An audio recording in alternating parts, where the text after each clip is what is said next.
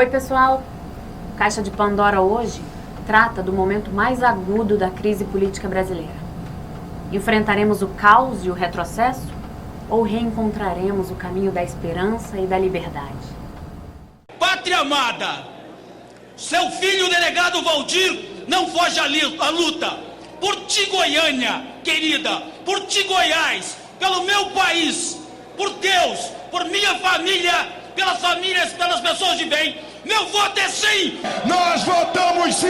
E quem vota sim, coloca a mão pra cima! Coloca a mão pra cima! Acredito que a única forma de termos legitimidade a partir dessa crise é uma nova eleição presidencial, que é o que eu defendo.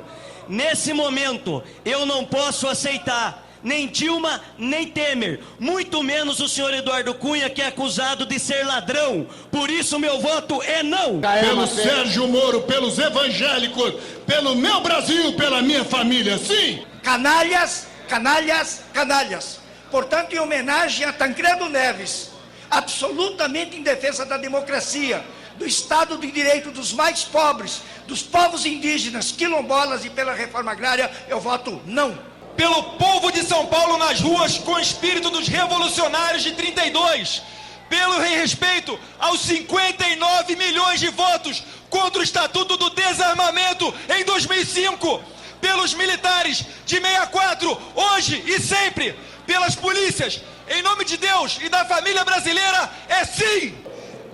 Com a ajuda de Deus, pela minha família, pelo povo brasileiro, pelos evangélicos da nação toda, pelos meninos do MBL, pelo Vem Pra Rua, dizendo que Olavo tem razão, senhor presidente, dizendo tchau para essa querida e tchau ao PT, Partido das Trevas, eu voto sim ao impeachment, senhor presidente. Hoje é um momento importante para mim, porque nós precisamos mudar esse estágio. Não é possível que nós tenhamos 10 milhões de desempregados, o povo morrendo nos hospitais e ninguém faz nada. Meu voto é sim pelo PRB. Eduardo Cunha, você é um gangster. E o que dá sustentação à sua cadeira cheira a enxofre. Eu voto por aqueles que nunca escolheram o lado fácil da história. Eu voto por Marighella, eu voto por Plínio de Arruda Sampaio, eu voto por Evandro Lins e Silva, eu voto por Arraes, eu voto por Luiz Carlos Prestes, eu voto por Olga Benário, eu voto por Brizola e Darcy Ribeiro, eu voto por Zumbi dos Palmares, eu voto não! Nesse dia de glória para o povo brasileiro, tem um nome que entrará para a história nessa data, pela forma como conduziu os trabalhos nessa casa. Parabéns, presidente Eduardo Cunha. Como vota, deputado? Perderam em 64, perderam agora em 2016, pela família e pela inocência das crianças em sala de aula que o PT nunca teve, contra o comunismo, pela nossa liberdade, contra o Fórum de São Paulo, pela memória do coronel Carlos Alberto Brilhante Ustra, o pavor de Dilma Rousseff. Como vota, deputado? Pelo Exército de Caxias, pelas nossas Forças Armadas, por um Brasil acima de tudo e por Deus acima de todos, o meu voto é sim! Bom, em primeiro lugar eu quero dizer que eu estou constrangido de participar dessa farsa, dessa eleição indireta, conduzida por um ladrão, urdida por um traidor, conspirador e apoiada por torturadores, covardes, analfabetos políticos e vendidos. Essa farsa sexista, em nome dos direitos da população LGBT, do povo negro exterminado nas periferias, dos trabalhadores da cultura, dos sem teto, dos sem terra, eu voto não ao golpe e durmam com essa, canalhas! Porque prometi defender a Constituição quando cheguei nessa casa, porque não há crime de responsabilidade no parecer do relator, porque respeito o voto do eleitor brasileiro e porque luto pela democracia no meu país, meu voto convicto é não. Estamos realizando mais esse Caixa de Pandora no momento em que o Brasil discute o seu futuro. Olhar para a realidade brasileira é olhar para além do dia de hoje, é olhar para além do que vivenciamos essa semana. Um Congresso absolutamente lastimável na sua conduta institucional, né, com declarações, posicionamentos, votos que para nada refletem os interesses do povo brasileiro enquanto representantes da nação brasileira. Independente dos posicionamentos políticos, né, independente do que está posto, está claro que essa forma de representação política, no seu conteúdo, na sua qualidade, na sua maneira de se relacionar com o povo brasileiro, com a política brasileira, precisa ser questionado. Hoje nós estamos aqui partilhando um pouco da nossa reflexão, olhando para além desses acontecimentos, para além da conjuntura posta e pensando, o sonho acabou? Luiz Eduardo, Marcelo, que estão aqui como nossos convidados hoje, o sonho de um Brasil democrático, justo, fraterno, igualitário, está questionado, né? O que leva na nossa história, na construção das instituições brasileiras, é que tenhamos uma situação tão difícil como essa. Vamos conversar um pouco, né? Obrigado pelo convite. É ótimo estar aqui com você, Jefferson, e com o Marcelo. Um dia triste, sombrio, esse dia de hoje, os subsequentes, os antecedentes, vivendo essa crise tão grave, tão profunda, e certamente um retrocesso, né? Ainda que os trâmites legais tenham sido respeitados, as decisões, nós sabemos, têm motivações inconfessáveis, e nós, se buscávamos avançar, vencendo corrupção, adequando o governo às necessidades do país, me parece, vamos agora recuar.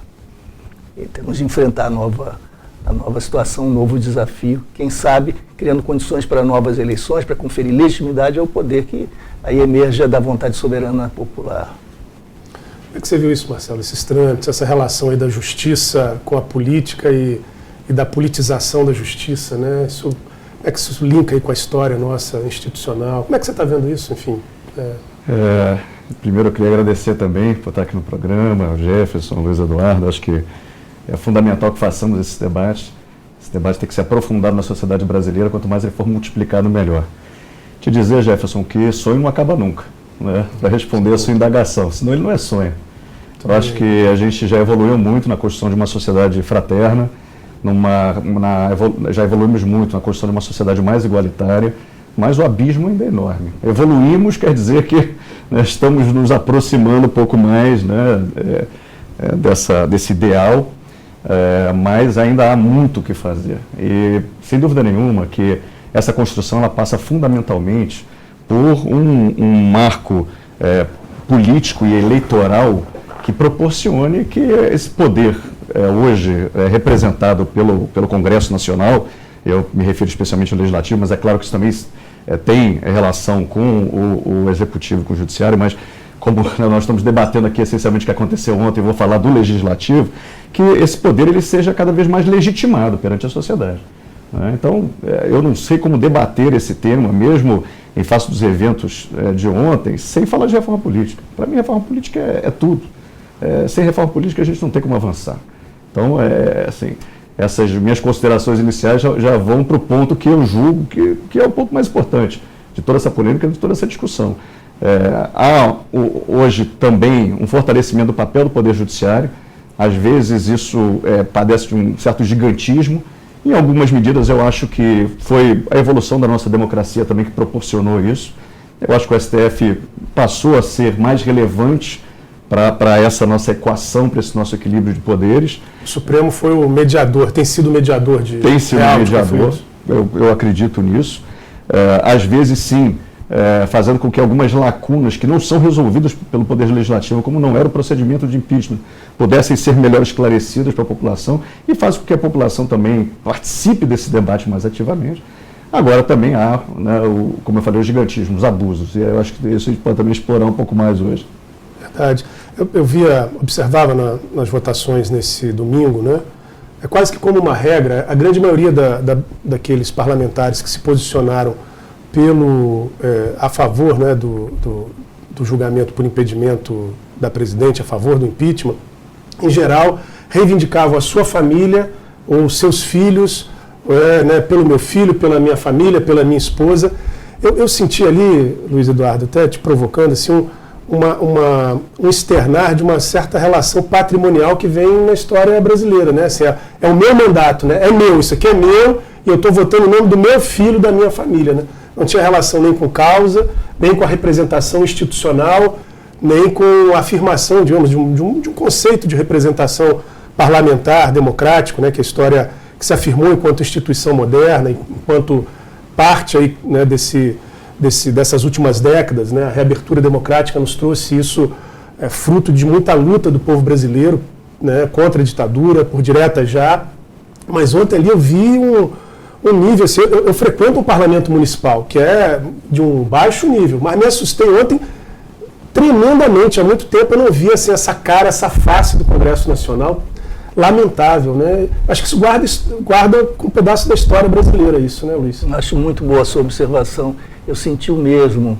E já ouvi alguns comentários nesse sentido. Foi interessante que nós tenhamos nos debruçado durante um dia inteiro, mais do que um dia, alguns dias, seguindo aquele calvário, e nos deparando com a nossa imagem refletida no espelho da política. A imagem do povo brasileiro, da população brasileira, da sociedade brasileira. Claro que uma imagem distorcida, não só pelas manipulações presentes nas eleições, em função das regras do jogo, mas pela presença do poder econômico, que faz uma seleção daqueles que se tornam efetivamente competitivos, daqueles que não têm condições de concorrer.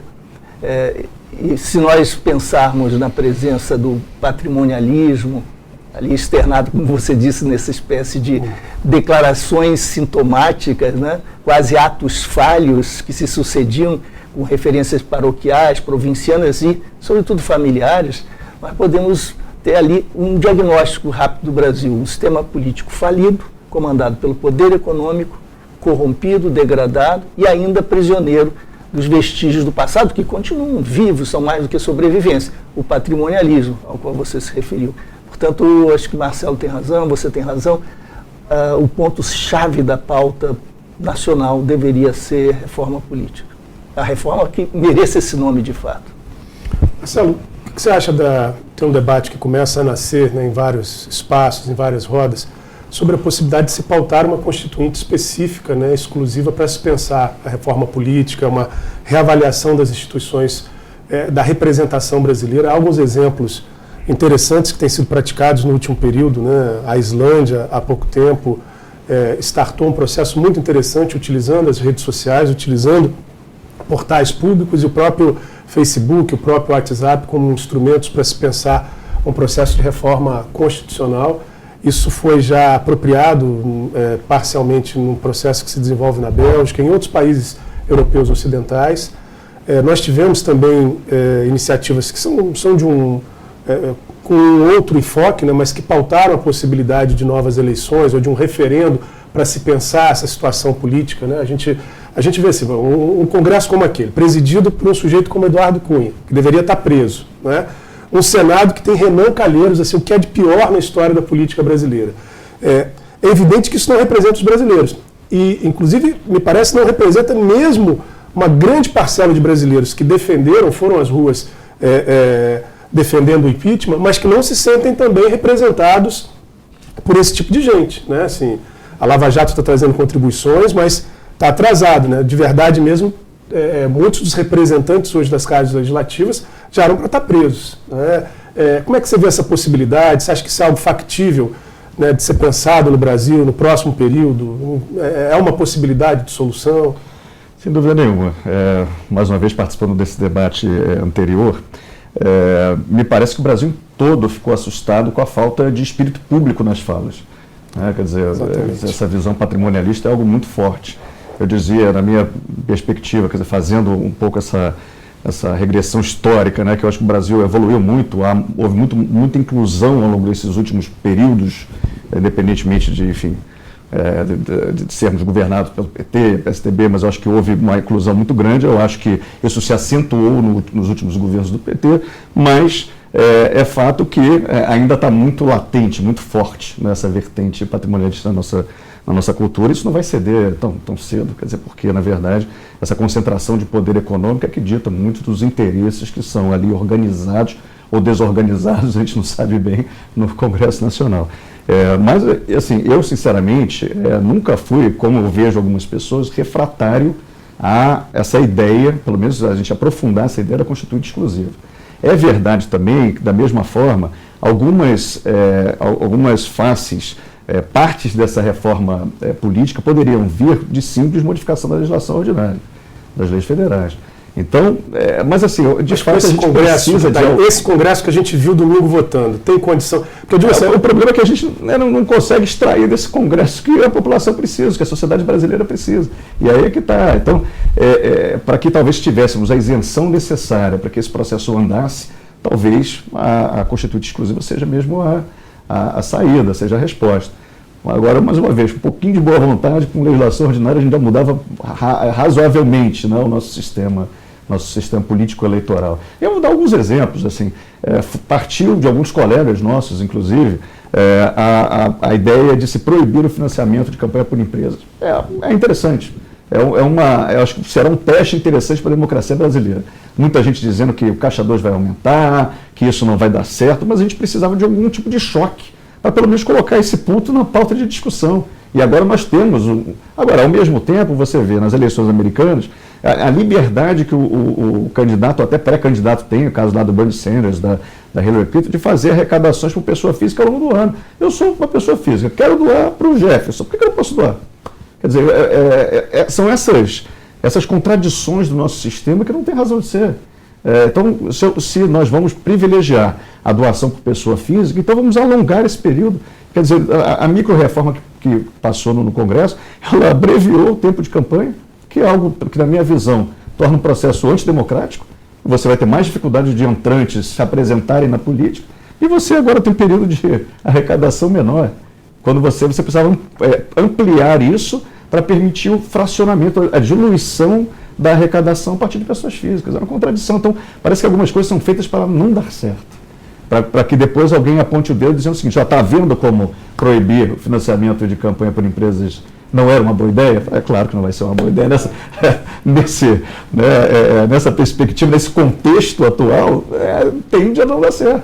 Mas ela tinha tudo para uma perspectiva de doação para pessoa física dar certo se houvesse uma boa vontade, né, nesse sentido. E aí esse tema também diz respeito a coligações, ao formato do sistema proporcional, enfim, a suplência de senadores, daí por diante, muitos assuntos. Né? A sensação que dá é que algumas forças hegemônicas da política brasileira, mesmo partilhando, né, e utilizando desse espaço, né, para o lucro, para o interesse daqueles que mais se enriquecem, né, e fazem desse espaço não só um espaço da representação política, em especial no legislativo, de arrecadação financeira individual, mas se colocarem a serviço único e exclusivamente do grande lucro, né, de grandes corporações, de grandes interesses.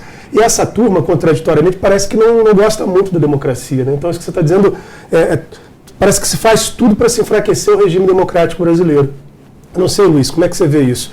É possível pensar esse processo de mudança, de uma nova Constituinte, sem pensar uma mudança geral desse Congresso hoje, uma mudança talvez geral da estrutura política, talvez pautando aí a questão das novas eleições ou de eleições gerais? É algo factível para ser colocado no Brasil de hoje, depois dessa votação de domingo, às vésperas de se discutir, de se julgar a presidente Dilma no Senado Federal? É algo que possa ser apresentado para a sociedade brasileira? É possível repactuar? Como é que você vê isso? É uma alternativa viável, necessária, enfim? Eu estou de acordo com você e com o Marcelo quando vocês apontam para a possibilidade, a viabilidade e a legitimidade de uma eventual convocação de uma Constituinte exclusiva, voltada especificamente para a reforma política. De outra maneira, nós vamos ter sempre a reprodução do mesmo sistema, que é aquele a partir do qual foram eleitos esses que julgam a sua propriedade, a sua pertinência, a sua necessidade ou não de preservação. Para que a gente evite essa armadilha, seria necessária a convocação de uma Assembleia Constituinte exclusiva. Os candidatos não poderiam sê-lo nas eleições subsequentes, teria um mandato de 2 da anos, Constituinte, né? apenas da Constituinte, 1 ano e meio, 2 anos que fosse, depois não poderiam se candidatar nas eleições subsequentes, sem prejuízo de outras experiências políticas adiante, né, para evitar manipulações. Nós não teríamos, talvez, indicações partidárias, ou indicações sim, mas não necessariamente esses escolhidos ou essas escolhidas tivessem de ser de partidos. Nós teríamos uma experiência, quem sabe, mais radical, mais ampla, participativa, mas enfim, indo à substância, eu acho que é imprescindível que isso se faça, e como você sugere, pensando ao mesmo tempo tudo, enfrentando a complexidade na sua multidimensionalidade. Significa o seguinte: Michel Temer provavelmente assume, nós estamos diante da iminência de que ele venha se tornar presidente da República, enquanto a presidente Dilma é julgada ao longo de 180 dias, né? Quer dizer, no tempo máximo, pode ser que isso seja, esse tempo seja reduzido. Observem a complexidade desse quadro. A primeira decisão do Senado se dá por maioria simples, 50% mais 1 do quórum presente. Entretanto, o julgamento, a prolatação da sentença, a decisão final, dar-se-á por maioria qualificada, 2/3 do Senado. Pode ser que, dependendo da correlação de forças, haja condições, e isso é provável, que a admissibilidade seja aprovada e que, portanto, o processo seja iniciado e Michel Temer assuma a presidência e que, no entanto, na decisão final, Dilma não seja condenada, o que significa que ela retornaria 6 meses depois. Portanto, nós temos aí um imbróglio sem tamanho, com muitas possibilidades. Me parece que o fundamental são eleições. Restartar esse processo todo, conferindo legitimidade, autoridade e legitimidade, para que a confiança, que é a moeda fundamental da política, da boa política, seja também restabelecida. A população não confia nos políticos. 2013 demonstrou o colapso da representação tal como nós a conhecemos. É necessário, de alguma maneira, um processo um pouco mais radical, mais simbolicamente, inclusive, forte, para que se infiltre novamente nesse corpo da política a vitalidade, a alma, a confiança. Nós temos que enfrentar a questão, portanto, das eleições, a questão da pauta do novo governante transitório.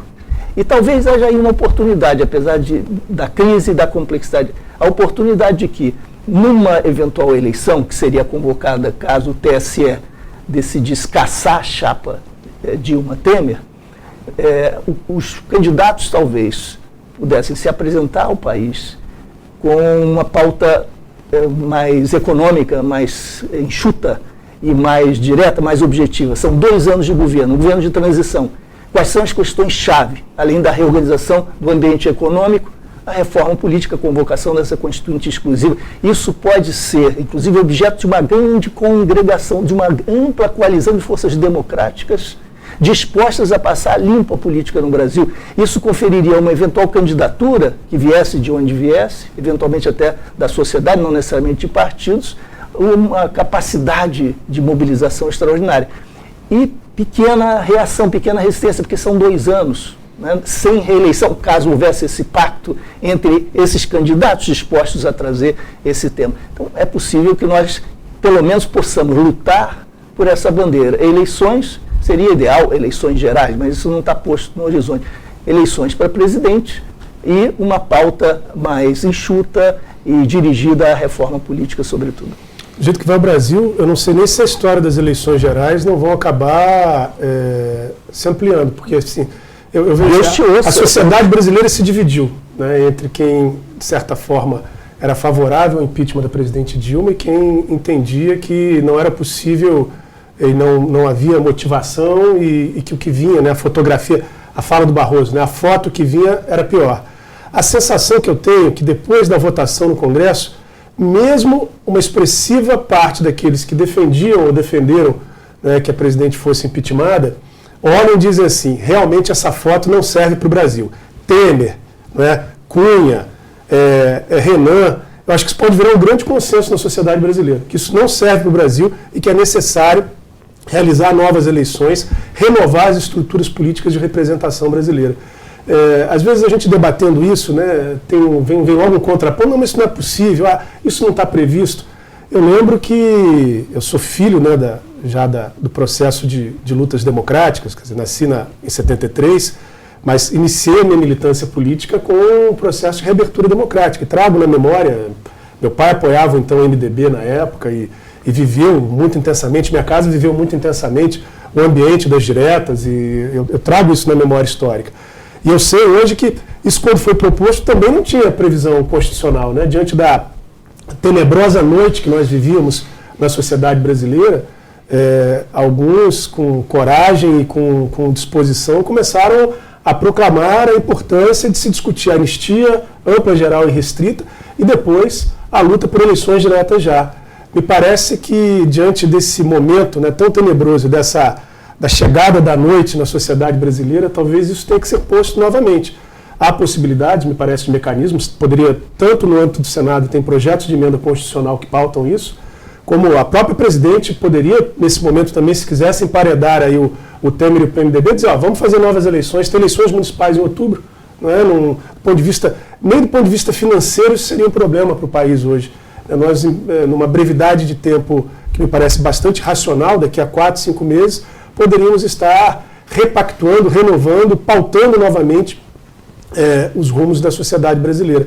Tem mecanismos para isso, Marcelo? Assim, independente do juízo de valor aí desse debate, isso pode ser feito? É factível de ser feito? Jefferson, acho que é questão de momento, né? Quando nós vivemos o movimento de Iratajá, o que se pretendia era romper com um modelo ditatorial e redemocratizar o país. É claro que se esse ambiente for criado novamente e isso contaminar o Congresso, pode ser que a gente passe emenda nesse sentido. Mas são muitas as considerações e reflexões que a gente tem que fazer a esse respeito. Não acho que com a foto, como vocês disseram, atual, isso seja para se descartar. Tanto que nós conversávamos antes do programa sobre essa pesquisa do Datafolha, que foi divulgada pela Folha de São Paulo, dizendo que 54% dos manifestantes pró-impeachment também querem o impeachment da dupla Temer-Cunha.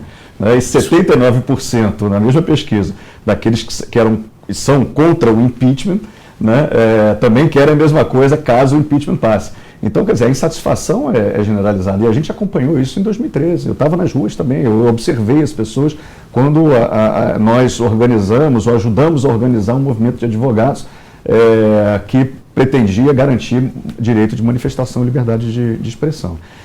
A minha única ressalva, e a ressalva é meramente para efeitos aqui da nossa reflexão, porque é isso que eu acho que a gente vai precisar aprofundar com a sociedade brasileira a partir de agora, é que o nosso discurso, ele é hoje calcado na defesa da legalidade. A partir do momento que a gente tem uma Constituição como essa nossa brasileira, com garantias, direitos e liberdades fundamentais que de alguma forma vão se inserindo na realidade do nosso cidadão, do povo brasileiro, o nosso discurso ele tem que ser cada vez mais fundado, baseado na defesa da legalidade. Então a gente precisa de fato aguardar que todo esse procedimento no Senado ele se esgote para pensar nessas saídas. Não é algo que a gente deva descartar, eu acho que é um movimento contínuo. Não, vamos aguardar, vamos fazer essa reflexão só mais adiante. Não, eu concordo que a gente tem que fazer a reflexão agora. Mas o nosso discurso, e aí eu falo também como advogado, e que nos últimos tempos fez uma defesa muito grande da legalidade, eu acho que ele tem que continuar sempre pautado coerentemente da mesma legalidade. E aí, a partir disso, a sociedade brasileira não está se entendendo mesmo dentro dessas normas que nós temos hoje, aquilo não está sendo mais suficiente para dar vazão ao sentimento de cidadania, né, e para garantir o direito político, porque eu acho fundamental isso, a legitimação dos nossos governantes. Quer dizer, de alguma forma, eu acho que eu me senti usurpado pelo fato do Congresso ter feito letra morta de uma Constituição. De ter feito letra morta de um processo político e eleitoral. Né? Então, assim, me parece que nossa primeira preocupação vamos preservar a legalidade o quanto possível, mas sem desprezar esse elemento de mobilização que faz com que as pessoas também se sintam partícipes dessa transformação que o Brasil precisa sofrer. Marcelo, é complexo.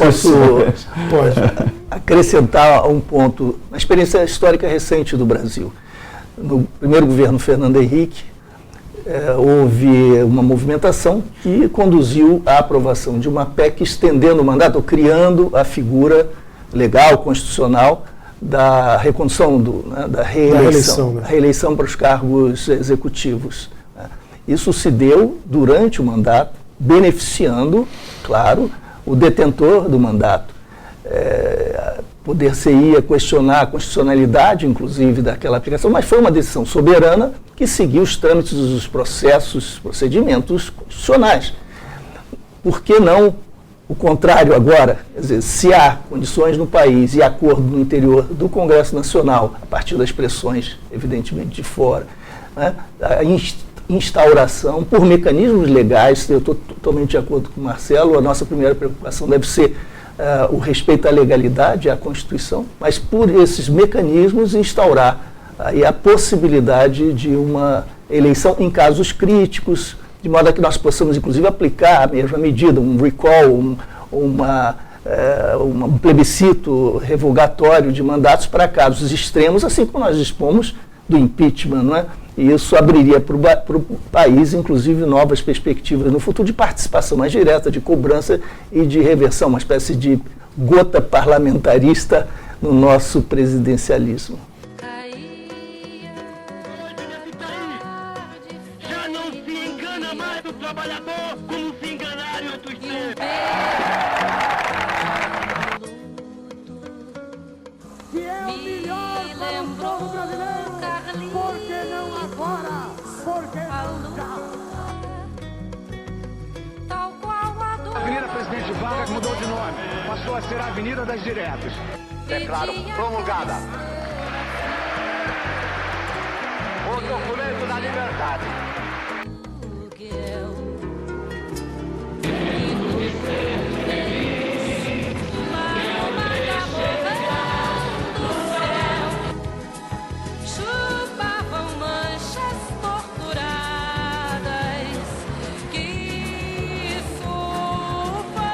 O presidente Collor deixa o Palácio do Planalto, de onde governou o país por 29 meses e 17 dias.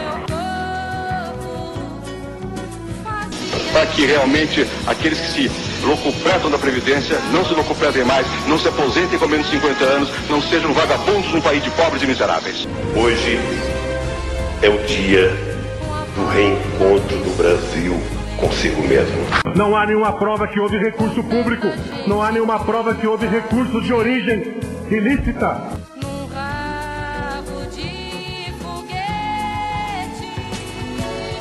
Ao lado de Dilma. Nesse momento, E agora o presidente sim. Luiz Inácio Lula da Silva transmite a faixa presidencial, a senhora presidenta da República. E o presidente no solo do Brasil, mas sei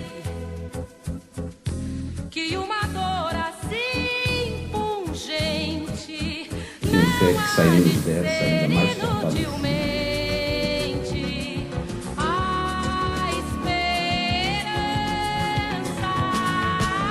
A Comissão Especial do Impeachment na Câmara dos Deputados aprovou o parecer do relator Jovair Arantes favorável à abertura do processo de afastamento da presidente Dilma Rousseff.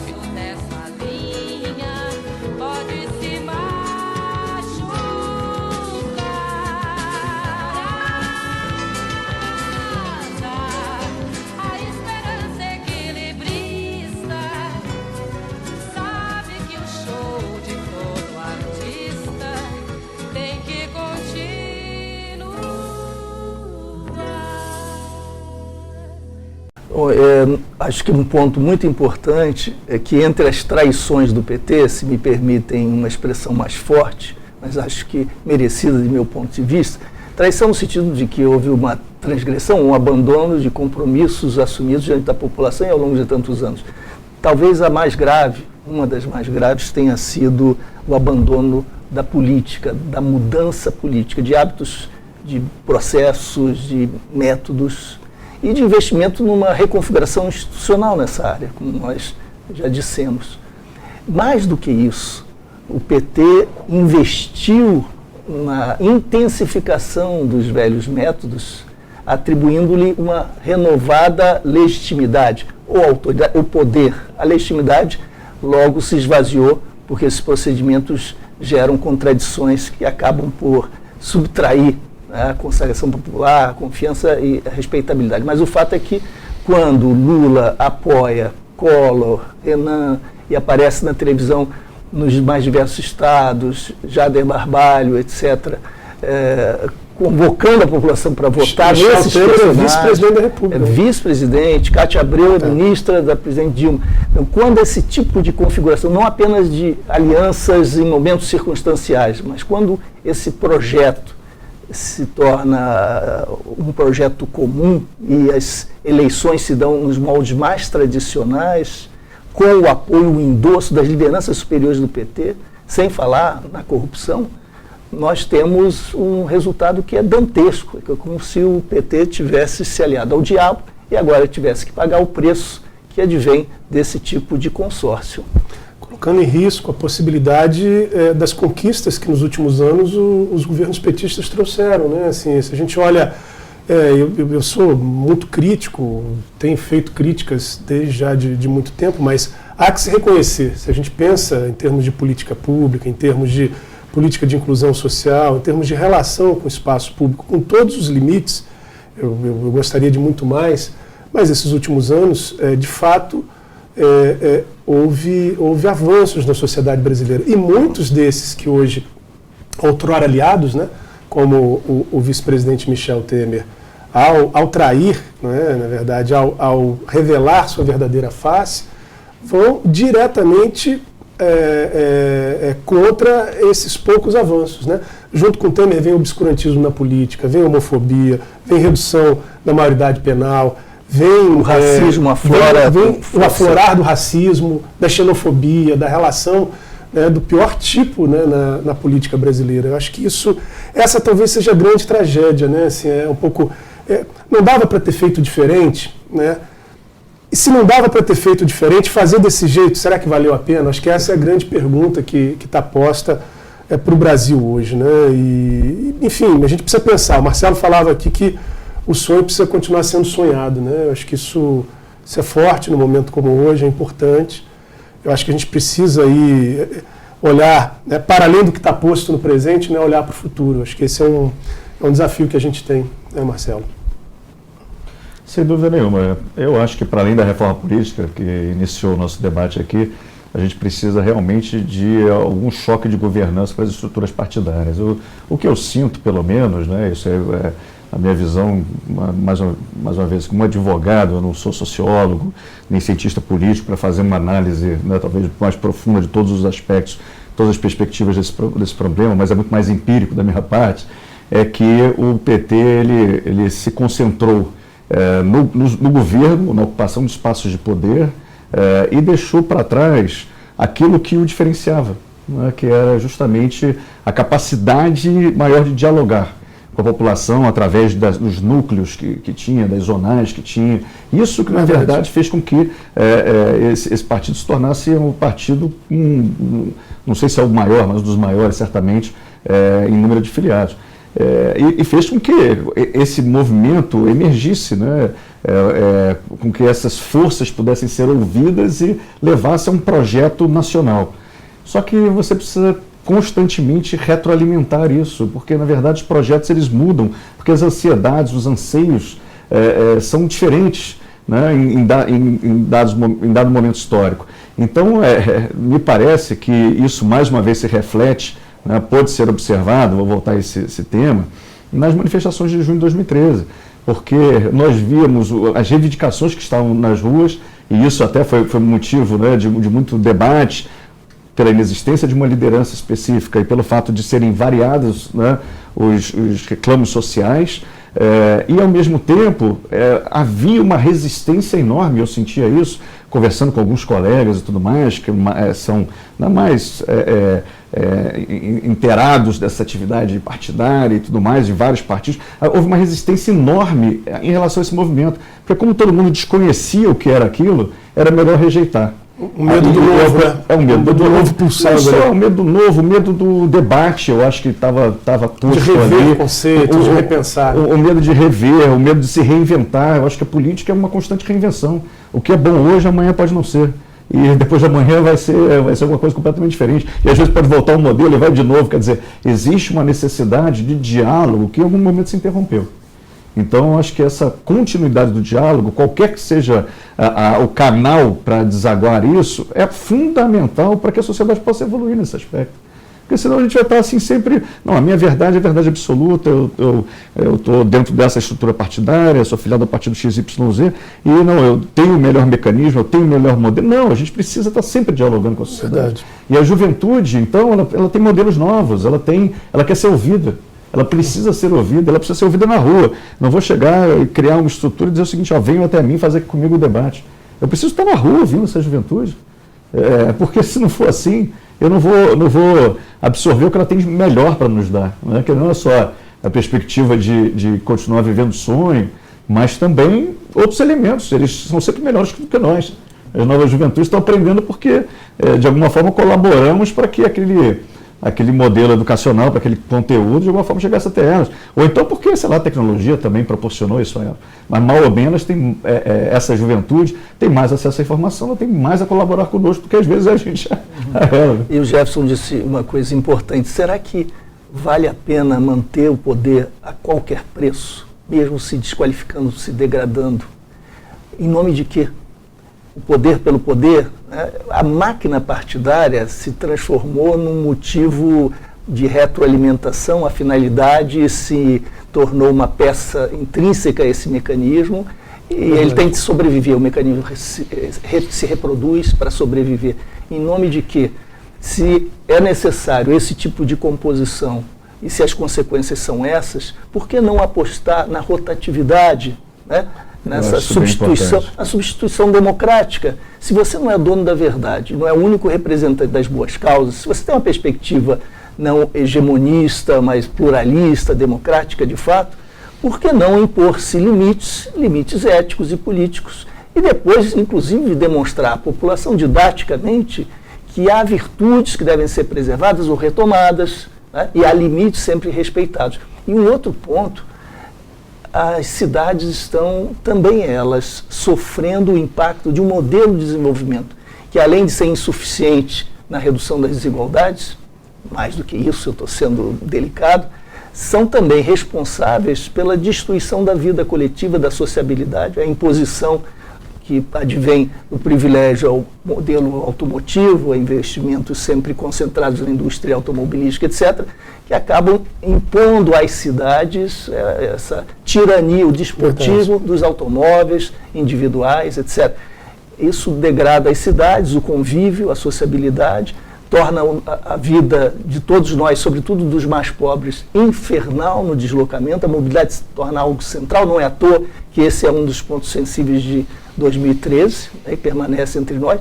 Portanto, não foi só por 20 centavos, não, né? E repensar, portanto, as cidades, repensar a questão do meio ambiente, da crise climática e repensar a sociabilidade no espaço público são também imposições do nosso tempo, né? Numa agenda democrática. E um grande desafio, né? Porque a sensação que a gente tem quando olha, e o que a gente está debatendo hoje aqui, né? Tanto para as estruturas de poder, de governo, né? Executivo, quando olha para a representação no legislativo, né? Quando olha como regra para as estruturas partidárias, a sensação que dá é que está tudo a serviço de uma lógica que muitos dos que estão sendo sujeitos políticos ali já não lembram mais porque estão fazendo aquilo, né? Assim, no Congresso é terrível, é o mandato a serviço do dinheiro, do lucro, né? É da grande especulação, dos especuladores, é de nichos empresariais do pior tipo, é do agronegócio, é um tipo de expressão que não representa a possibilidade sequer de uma convivência, seja no espaço urbano, real, sustentável, seja de sobrevivência do planeta. Isso está, de fato, posto, né? Mas me parece que a gente precisa repensar essa forma de representação. Eu acho que aquilo que resultou, tanto no Partido dos Trabalhadores, como a principal ferramenta de mudança, de luta, nos anos 80, na sociedade brasileira, aquilo que foi o lastro institucional da luta por democracia, por diretas, que foi o movimento democrático brasileiro que se tornou o PMDB. O próprio PSDB, outrora Partido da Social Democracia Brasileira, saído da costela do PMDB, mas questionando já o pragmatismo e o estar no poder a qualquer custo do PMDB, se perdeu e aderiu a uma agenda, enfim, de social-democracia muito não tem nada. São expressões políticas, isso eu poderia estender para as demais, para a forma partido como um todo. A sensação que eu tenho que aquilo que se apresentou nas ruas em 2013, apesar de não ter um rumo definido, tinha uma negação definida. O sentimento era: o que está aí não nos representa, o que está aí não serve. Essa forma de estrutura de representação que passa desde a necessária constituição de uma burocracia partidária, a imposição de que a gente precise utilizar do fundo partidário para organizar a candidatura, para ir para a TV, né? Eu acho assim, a organização política, ideológica, é aqui um exercício, né? Não precisaria necessariamente ter vínculo com a forma, com a representação formal, né? Por que a gente não pode ter a liberdade de nos organizarmos em coletivos por afinidade política e podermos individualmente, ou como expressão de qualquer coletivo, nos postularmos a uma representação parlamentar ou uma representação executiva? Há experiências em outros lugares do mundo onde você não precisa estar filiado à estrutura partidária para ser candidato, por exemplo, né? Ou onde não há financiamento, ou onde há financiamento, mas há um rigor, há financiamento público, onde aceita-se financiamento empresarial ou não se aceita, né? Você citou esse exemplo agora dos Estados Unidos, é uma luta duríssima no campo dos democratas, onde o Bernie Sanders não aceita a doação das grandes estruturas empresariais, e a Hillary Clinton está nos super PACs, né? Acho que o nome é esse, os grandes comitês que recepcionam milhões, centenas de milhões de dólares. E nos Estados Unidos, olha que coisa interessante, né? Você tem uma pauta, um candidato que pode, dependendo, né, do resultado final, aí, do intrincado sistema de escolha norte-americano, mas um candidato nos Estados Unidos, no Partido Democrata, dizendo que quem tem que pagar a conta da crise são os banqueiros, porque lucraram sobre a miséria do povo, que está discutindo que a universidade tem que ser pública e gratuita e a saúde tem que ser pública. É um negócio assim, eu olhei e falei assim, poxa, eu queria estar lá, eu queria um Bernie Sanders no Brasil hoje. Porque assim, isso ficou tão distante da nossa realidade, né? Mas acho que isso tem muito a ver com esse esgotamento do que outrora foi tão forte, né, nessa reabertura, no ciclo democrático brasileiro, que me parece está se encerrando. Eu acho que 2013 talvez tenha sido o último suspiro do que se gerou de energias positivas nesse ciclo. Acho que a gente precisa, de verdade, repensar tudo, né? Repensar como é que ficam os rumos da sociedade brasileira, repensar se é possível novas eleições gerais, ampla, geral e restrita, direta, né? Repensar critérios institucionais de organização partidária. Eu não vejo possibilidade de uma alternativa para o Brasil no próximo período que passe por uma única estrutura partidária. Não vejo. Critério de frentes, de movimentos, a gente vai ter que pensar isso. Uruguai, né, a frente ampla, acho que a frente ampla, frente ampla Uruguai, que teve o Mujica, agora voltou o Tabaré Vázquez, né, que é uma única expressão política conformada por vários partidos, né, e que alternam e tem alternância interna, né. O Mujica foi presidente, a expressão de um outro setor histórico uruguaio progressista veio com Tabarés, né? E eles vão ter muito civilizado, né? Mas está no Uruguai. Pois é, mas está tão próximo. Eu falei aqui da Islândia, que acho que é uma coisa importante na ideia da democracia 2.0, democracia digital, as ferramentas que nós temos hoje com a possibilidade dos portais, de utilização da internet, né? A praça ateniense, a democracia ateniense pode ser exercitada hoje no Brasil, né? Olha que pretensão, mas revigorar a ágora, ou recolocar a ágora ateniense. A gente tem instrumento hoje para se fazer o debate tecnológico. Porque, na verdade, não deixam de ser ágoras modernas, né, contemporâneas. Né? Eu não quero inibir o otimismo, eu também eu acho que esse é o caminho. A gente tem que rever, inclusive, as próprias categorias, entre as revisões necessárias, às quais você fazia alusão, também as nossas categorias, mas indo nessa direção de participação ampliada. O problema não é ter acesso à agenda, à pauta comum e votar, decidir. Claro. O problema é participar da instrução de cada decisão, claro, que antecede com maturidade, com informação suficiente. E não há tempo possível para que a cidadania esteja acompanhando os debates e as informações pertinentes a cada decisão. Então você teria que, naturalmente, acompanhar a formação de núcleos, de lobbies, etc., e com a assimetria na distribuição de informação e de tempo disponível, porque os aristocratas é que têm tempo disponível. Na Grécia havia, né, o culto do ócio, para que o cidadão exercitasse a cidadania e a própria escolha política, o debate político. Então nós teríamos que pensar modos de organização do debate público e de decisão. Acho que você tem toda a razão. É evidente que é preciso ter uma equidade e condições iguais para que se tenha o exercício pleno da liberdade. Eu concordo isso como pressuposto. Mas hoje no Brasil, acho que não há um brasileiro que não seja especialista em impeachment, em eleição. Né? Assim, se discutiu 24 horas por dia, dia após dia. Eu fico pensando hoje, se você fizesse com credenciamento adequado, com processo organizado, mas se consultasse a população brasileira hoje, muito provavelmente nós teríamos novas eleições, eleições gerais, ampla, geral e restrita. Não quero dizer que isso por si só resolveria, ou que isso por si só pudesse apresentar um caminho de saída, né? E obviamente isso não pode ser utilizado apenas como um instrumento circunstancial. Mas a ideia de envolver, né, com a utilização dos instrumentos tecnológicos para se exercitar a democracia, eu acho que é algo muito importante hoje. Com respeito às minorias, o problema do exercício da vontade majoritária é que, frequentemente, essa vontade atropela direitos das minorias. Por isso a Constituição é tão importante, né? E essas circunscrições legais, esses marcos institucionais são tão importantes. Não estou dizendo que você tenha negado isso, estou chamando a atenção para que os que nos assistem se lembrem de que o caminho não é exclusivamente o de afirmação da maioria. Muitos temas que você tratou aí, tentando organizar o raciocínio, mas o que acontece? Quer dizer, eu acho interessante a ideia da candidatura independente, só que a primeira coisa que a gente deve fazer, na minha visão, é fortalecer a ideia de um partido político como canal de representação. Então, quer dizer, se eu fosse ordenar logicamente essas ações, a primeira coisa que eu imagino que deveria se colocar na pauta do dia é justamente a reestruturação interna do partido, a reforma política, isso que nós já debatemos um pouco antes. Reforçar a questão do diálogo do eleitor cidadão com o partido político da mesma forma, para promover essa oxigenação. E a partir daí, para que a gente não incorra no erro de negar a política em si, criminalizar a política em si, porque grande parte desse movimento do debate da sociedade é de criminalização da política.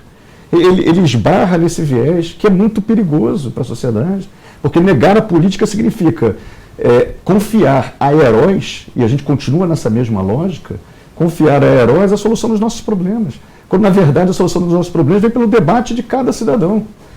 Fazendo esse debate como o que aconteceu no impeachment, sim, mas é um debate ainda muito superficial. Nós precisamos das praças públicas, ou seja, o da internet, para estimular isso mais. E o Luiz Eduardo falou de algo que estava assim, na ponta da minha língua para falar, do lobby. E eu acho o lobby algo interessantíssimo. Interessantíssimo. Tem projeto no Congresso Nacional há anos e anos e anos. Tinha um projeto do Marco Maciel, depois foi substituído, se eu não me engano, mais recentemente, um projeto de um parlamentar do PT de São Paulo. A sociedade ela precisa se acostumar a se relacionar com o seu representante. E não é só, como fazem em outros países, aí tem sempre o modelo norte-americano, enviando e-mails, cobrando. Não é só isso, é se organizando de forma associativa para poder estimular esse parlamentar. Porque, na verdade, esse é um instrumento de democracia direta. A gente fica com aquela ilusão de que o parlamentar ele no caso na Câmara dos Deputados, né, entre 513, ele vai se inspirar pelo interesse coletivo da população e a partir daí ser iluminado por esse espírito público para poder atuar. E na verdade é o seguinte, são 513, cada qual com a sua fração de interesse. Então, ou bem a gente administra essa realidade, reconhece essa realidade e faz com que a população de forma organizada interfira positivamente na agenda política, se organizando a partir de um lobby também regrado, organizado, ou então a gente vai ficar sempre com aquela impressão de que eles precisam ser seres iluminados. E isso não vai acontecer não, porque ontem foi a expressão da negação desse discurso da falta de luz, né? Então, imagina, a gente precisa, na verdade, interferir no Congresso positivamente, fazer com que a população interaja. E se nós não dermos esses mecanismos, eles existem, como é o caso da regulamentação do lobby, acabando com o preconceito que existe, mostrando, olha, essa é a forma de você dialogar legitimamente com o seu representante, vai sempre aparecer a solução externa. Mais uma agenda aí. Marcelo vai estar convidado já para mais um Caixa de Pandora. Bem, eu acho que esse encontro de hoje merece já ter uma nova agenda para uma próxima roda de conversa. São muitos os temas. Acho que todos nós brasileiros, todos nós que sonhamos com um Brasil mais justo, fraterno, igualitário, estamos com um gosto, um amargor, né? Na alma, uma marca, uma tensão com o que está posto, né? Para mim, o que estava posto e o que está posto não me representa. Eu me recuso a abrir mão de sonhar com o Brasil, com mais democracia, com possibilidade da gente construir aquilo que tantos antes de mim batalharam. Então, acho que o que vai se desenvolver nas próximas semanas precisa servir para a gente refletir e repensar com muita seriedade, né, os limites da democracia brasileira. Pensar afirmando as conquistas democráticas até agora, mas olhando para além. É preciso democratizar a democracia brasileira. É preciso enfrentar essa estrutura que hoje, de verdade, não representa os interesses, os anseios do povo brasileiro. Precisamos fazer reformas, sim, precisamos fazer novas eleições, precisamos repactuar uma outra forma de convivência, afirmando o partido com P maiúsculo, a política com P maiúsculo, mas pensando em novas formas. Acho que o Caixa de Pandora hoje ajudou a abrir um pouquinho, né, esse diálogo, essa discussão que a gente precisa levar para além de nós, que precisa ser espalhada, alimentada, né, como a camiseta aqui do moleque que resiste, né? Trago em mim todos os sonhos do mundo. Acho que a gente precisa partilhar um pouquinho dos sonhos que a gente ainda consegue manter vivo dentro da gente. Obrigado. Prazer estar com vocês. E uma última palavrinha, citando Nelson Rodrigues: sem esperança não se toma nem um picolé. Essa é boa. Essa é boa. Também agradecer, obviamente, pela oportunidade. Eu ficaria aqui ouvindo os dois por muito mais tempo, tenho certeza disso, porque eu acho que é um aprendizado e eu não poderia ser contraditório com o que eu sustentei aqui. Eu acho que precisa de diálogo na sociedade, né? E esse programa é uma oportunidade excelente para a gente dialogar.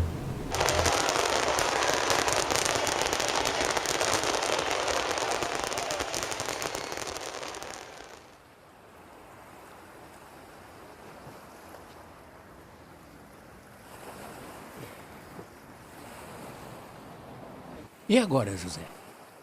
A festa acabou? A luz apagou?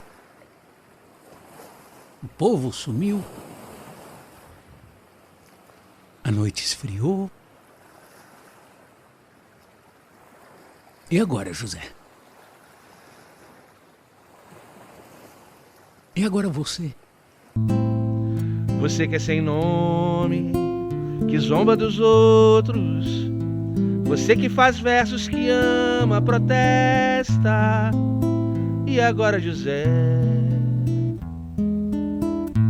Se você gritasse, se você gemesse, se você tocasse a valsa vienense, se você dormisse, se você cansasse, se você morresse, mas você não morre.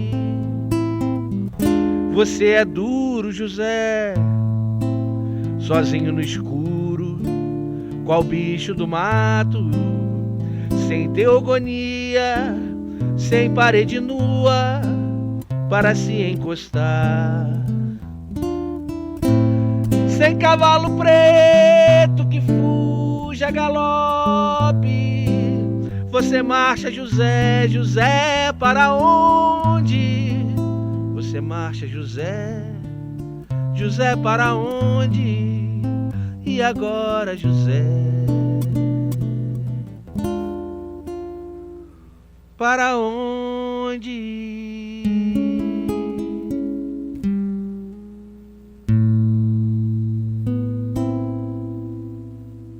O nosso programa termina aqui. Esperamos com ele ter contribuído para iluminar os caminhos do futuro do Brasil e colaborado para que você possa participar ativamente deste processo. Até a próxima, pessoal. Siga nas redes sociais.